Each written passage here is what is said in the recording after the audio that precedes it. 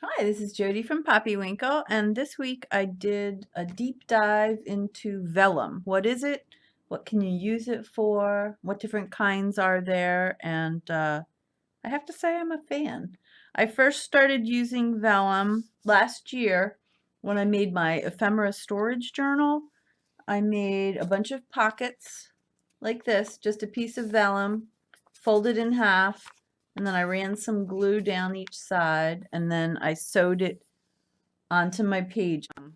I stuff these things, I use them every day. I stuff these things full, like absolutely stuffed full, and not a hint of ripping.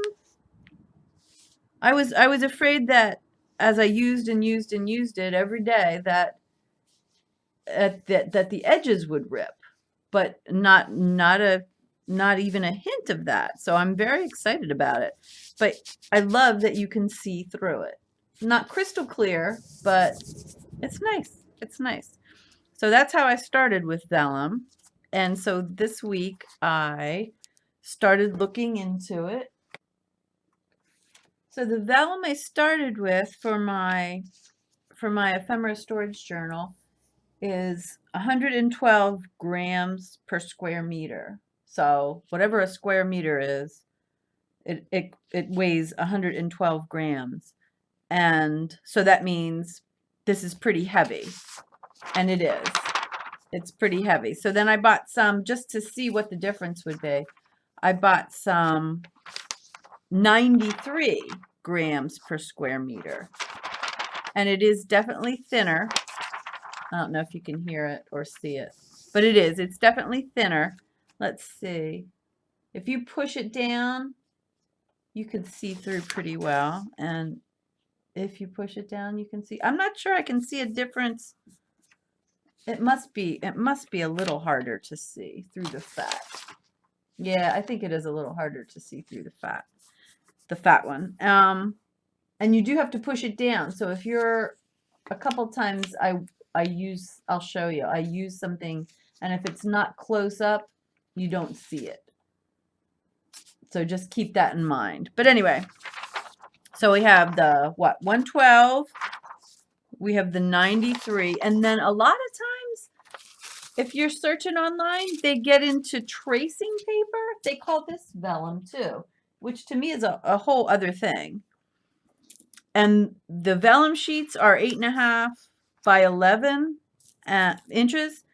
And this, I think this is an A4. It's more like 8.25 by 11.75 inch, although they call it vellum, and they even say that it's 8.5 by 11 inches. So if that matters to you, just be aware that there are some inconsistencies. But I would not call this vellum at all, but it does have some very good uses, and we'll get into all that too. So first thing I wanted to do is see how I could print on them. The heavy, the 112, I put it in my inkjet printer and it printed great. It printed great. I don't even think I had to let it dry. And up here, it feels so plasticky. I just wanted to see if I could rip it. And you can. You can rip it. It's weird stuff. Oh, and I figured out what it's made of. It is made of the exact same stuff as paper, cellulose, except paper has air in between the cellulose fibers, and vellum, they whip it up somehow so it does not have air in between the fibers, and so that makes it transparent. But it is really a whole different feel. And honestly, I was shocked you could rip it. Although when I was sewing on it, I thought, oh my gosh, this stuff is going to rip, and it didn't. I don't know. It's an odd bird. So this is the 93 GSM vellum, and printed just about the same. Maybe this one's a little darker, but printed fine. Printed fine. Now, the tracing paper, that's a whole different story. That will not go through my printer. So I had to tape it. I had to tape the tracing paper to a piece of cardstock to get it to go through, and it mucks it up and stuff. But it's still worth it, and I'll show you why, because I like to have things you can just rip and glue in a collage, and that's what this is good for. Now, the reason I like this, even though it was a little longer and narrower, is because when I taped it to my cardstock, it overlapped. So remember I said this was not quite the same size as 8.5 by 11? Well, that extra length lets you tape it to your cardstock on the top and bottom because it has a little extra length. So that's that. So some of the ways I'm using vellum, this is a signature I'm working on, and this is a pocket that I printed on vellum. And I don't know if you can see the difference, but here it is printed on cardstock, the same pocket. And this is just so much richer, and it just has a nice feel to it. I sewed it in, and it's crinkly. I really love that as a pocket.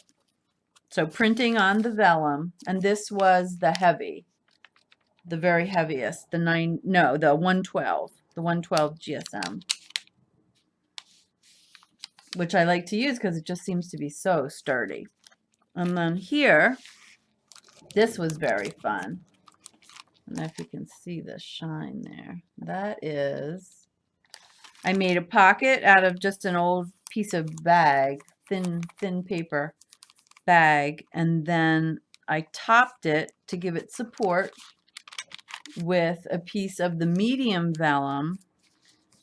But before I topped it, I heat embossed it. So I used a stamp, like a clear, this is so old, but I don't even know if they have it anymore, but it's what's it called? A watermark stamp pad. So it's clear. And then I used metallic silver embossing powder. So I stamped it, stamp, and then I put a piece of paper under it because it's messy. I dusted the top with this embossing powder, shook off the excess onto the paper, and then used my heat tool, or you could use a hair dryer to set it. And so it all melts and it turns into this absolutely amazing, cool silver stuff. And so that's on a piece of vellum. So you can still see the bag through it. Sewed it on. And I just love that. I think that's very cool. And when I was heating it, I was very careful because I've heard that you have to be careful when you heat vellum. It can curl and get fussy, and it does, but it was fine. It was fine. The only time I've seen it get fussy is when I glue or make it wet. But it handled this fine. It handled the heat embossing. So I'm going to be doing a lot of that. In fact, I made some extras. I'm gonna be using them everywhere because that's awesome. And then here I used a whole page, and let me see if you can see it, as a pocket. So you can see everything inside, but really it's just a vellum pocket, right around here. I sewed all the way around here. It's the whole piece of the page. It's the whole size of the page. And I did use, I don't know if you can see that either. I used a little of that same watermark ink and made a butterfly because I thought the translucent vellum and then the translucent stamp would be kind of fun.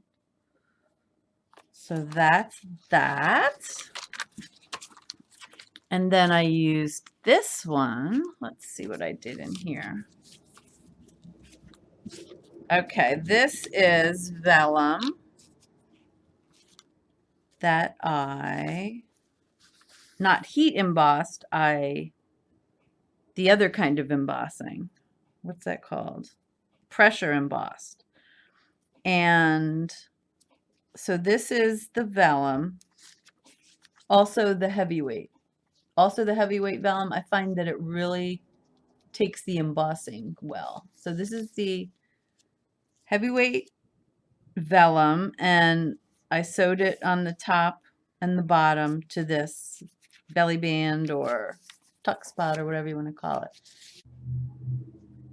So in a minute, I'm going to show you how I did this without one of those $200 embossers, because I'm not paying $200 for an embosser. I'm not even paying $100 for an embosser. So this was one other thing I did with vellum. This again is the heavyweight vellum. And I think I said something earlier about it has to be pressed up. It has to be tight to it to see through it. Oh, a rhyme. And this one I kind of crinkled it when I glued it on, and so it's not quite as obvious as I like. And so what this is a tab, like on a, you know, on a school notebook, and then I just inserted this inside of it. And so you can change any, you know, you can say, have it say whatever you want. But if I did it again, I'd make sure that this was super tight on, you know, together, so then you could see it better. And so, as promised, how to emboss without spending a lot of money for that dumb machine. So here I wanted to try it, and so I got one of these little folders. It's plastic on both sides, and this side, one side dents in and the other side dents out. And so if you have one of those machines that squishes it, you run it through the machine and it embosses it.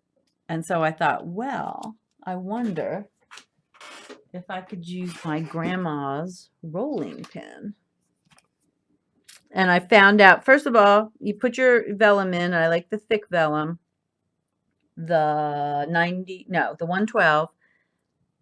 And then I put a little piece of tape on the top and bottom so it doesn't move. And then you start up here. You start where the fold is.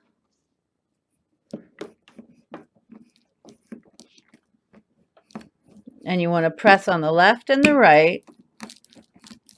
No, it's not easy, but it's not hard. And if you hear it crinkling and crunching, that means it's working. Ah! And there it is. So there it is. I had to put it on a dark background so you could see it. That is Grandma rolling pin embossed. And I'm all about it. And so the other thing I wanted to try with the vellum and the tracing paper actually is, can you stamp on it and color it in? And the answer is yes. When I stamped, again, I've got such old stuff. I used this. I mean, I don't know what it is, but this is what I used, and it dried. It did on the vellum, on both kinds of vellum, it took a while to dry. 10 minutes. And then I colored it in with my alcohol markers, and it's fine. It's glorious. And I also did it with the tracing paper. And what I like about the tracing paper is you can kind of rip around it. It also took the stamping and the alcohol inking, and you can just rip around it and then zap it onto a collage real nice. So I like that. So those are my vellum tips. I hope you give it a try. If you have any other tips, let me know. And thanks for watching. Bye.